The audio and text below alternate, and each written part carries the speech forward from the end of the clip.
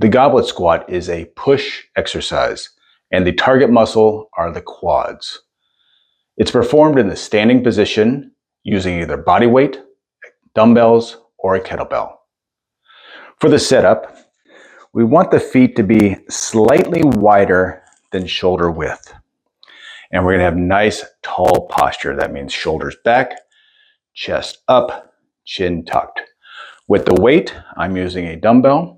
You just want to kind of grab one side with both hands so the other side is right below the wrists. And I'm going to make this a part of my body weight. So to do that, I'm going to tuck this under my chin and really bring my elbows in nice and tight. So now it's just a part of my upper body weight. From here, I'm just going to imagine an invisible chair behind me there.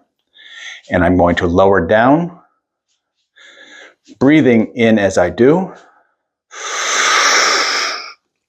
And then I'm going to press up through the heels and outside of my feet and exhale. So breathing in, low as possible, and out. And as you're going down into the squat, you want to make sure your knees are driving out to the sides. A good indication you're in proper form is that if your knees and toes are in perfect alignment. And I got my elbows inside my knees. So from here, good tall posture is always even in this position.